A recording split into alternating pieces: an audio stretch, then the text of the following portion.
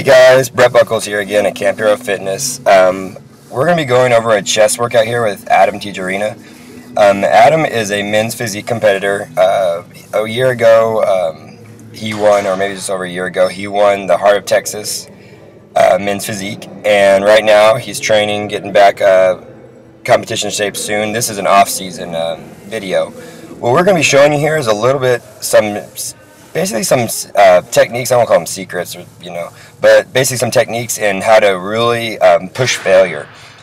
Your muscles grow by being pushed beyond what they're comfortable with, and what you have a lot of times, people come in and it's hard to find that balance. You get some people, they come in and they're pushing all this heavy weight, thinking that's the key to size. Now, there is a time and a place for heavy weight and compound movements, all those things, don't get me wrong, but really it's muscle under tension is what makes muscles grow.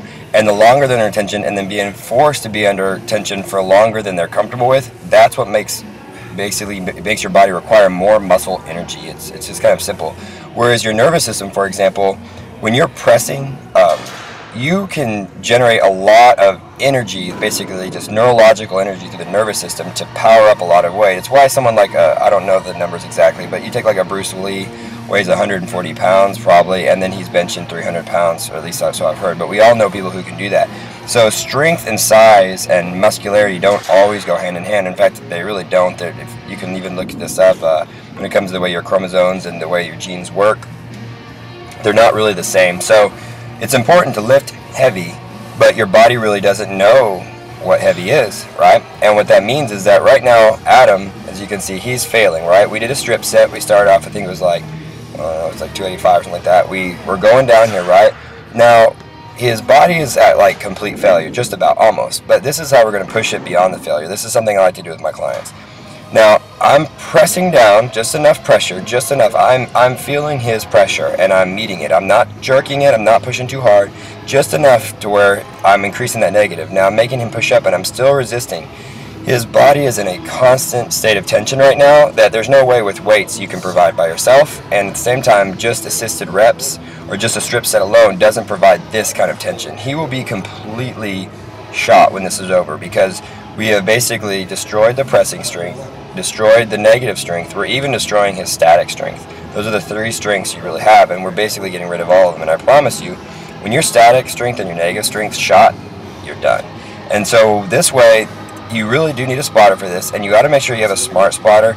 You don't want somebody who's just pushing on you as hard as they can or trying to outmuscle you. That's not what this is about. This is about just the right amount of tension to put his body beyond what its comfort zone is, right? Now what I'm letting him do is get a few more reps out, and I'm changing it up too. I'm not letting him have he has no idea what I'm doing. I'm giving him no real consistency. Like, he may push and then I may push a little harder. I may let up a little bit, then I may pull him up and make him go a few more times. And then I may push down, I may put him in a locked position, who knows. I'm trying to fill out his body and give him exactly what he's not expecting. We want to keep the body guessing, and that's the trick, whether it comes to your training, even your diet and nutrition. Your body is trying to adapt. The human being is pretty much one of the most adaptive creatures on the planet, and what it's trying to constantly do is adapt to its environment. So it can even adapt to the meats you eat, the eggs you eat, whatever you're trying to do. That's why sometimes people get allergies to meats and proteins and different foods that they eat, because your body gets used to it or develops a reaction and says, hey man, I've had enough of this. So now right here, the same thing. What I'm doing is I'm kind of assisting him right here. I'm feeling his strength again, right? And what I'm going to start doing is I'm going to start equalizing the pressure and then adding a little bit more, and then I'm going to help him up. Because what happens is, once that pressing strength is gone, a lot of people can't lift anymore, especially when they're by themselves, right? So we're so used to it, we press, and we wear out, but yet our negative still has strength. Our static still has strength. So what I'm going to do right here, look, I'm making him use that negative, and then we're lighting it up a little bit because he's shot from his earlier thing. Pressing, okay, I'm making him use that negative. See that?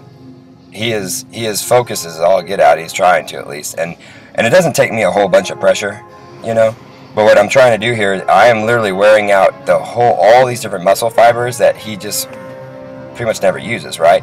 And I don't suggest doing this every single workout. I don't suggest doing this all the time. Your body, you don't grow in the gym. You grow from nutrition. You grow from recovery, right? I look pretty intense in that. It's funny seeing yourself on video. But anyway, the point is that you grow outside of the gym. that's when it counts. You know, the nutrition you're eating, you know, right after this, you know, he needs to slam that protein shake, that glutamine, and he needs to start that recovery process, because that's all our goal is. We're breaking down the tissue. We're pushing it beyond its comfort zone. See, his hands even came out the thing. He's dead. Like, he can't even move, and he's cursing my name right now. We're breaking down the tissue. We're pushing him beyond his comfort zone, right? His body's completely torn down. It's now done reps beyond the reps it felt it could do, right? And then we're going to feed it, and we're telling it now that next time, if you don't want to be in so much pain, you're going to have to be stronger. You're going to have to be bigger. You need more muscle energy to be able to, in case this happens to you again. That's what your body thinks, okay? Now, this is a really fun one that a lot of people, I don't really know many people who do this, but I enjoy this. Okay. I'm pressing out right now against his fly movement, right? Now, what's the reason this is normally, if you think about it in a fly, usually, you know, you press up and squeeze your chest, and then when you're relaxing on your way down, you know, gravity's kind of helping you out there, and it's really, you know, there's not a ton of tension on the way down, right? So what I'm having him do is he's squeezing in, he's trying to squeeze in, and I'm pushing him out. And so his body's like, wait a second, I'm trying to contract these chest muscles, and he's not letting me. And that's causing frustration in his mind and his body, which, once again, causes an extreme amount of the desire to adapt. You know, it's like, next time I want to be stronger than this guy. You know, I want to be stronger than this pressure. And so that's really all training is. And when you really start looking at it like that, your body doesn't know what dumbbells and weights are. It doesn't know what a treadmill is. It doesn't know anything. And that is something to think about when you see these people who think they all have like the secret to cardio and the secret to this and no, it's just adapting. Your body's burning X amount of calories on a Stairmaster, X amount of calories if you're jumping on a box, X amount of calories here, there, whatever. And so, and a little shout out, that's Charlie Sanchez in the background there. He is a fireman and a nurse. He's a real life hero, man. He's a really good guy too, one of the nicest people I know, and he trains really hard. I mean, we're all in there at 6 o'clock on a Saturday morning, by the way. So everyone here is serious, you know, they're serious about their goals, you know. It doesn't matter if it's just a, you know, an average person or a competitor. You know, one thing I love about Camp Hero is we treat everybody the same. We basically meet you where you're at, whatever your level of goal or intensity is, you know, we're there for you. And so, kind of back to what we were talking about, you see how right now he's really, really tired, right? We don't pick a lot of weight here. He's trying to push in and I'm pushing out, right? He's trying to push in and I'm pushing out.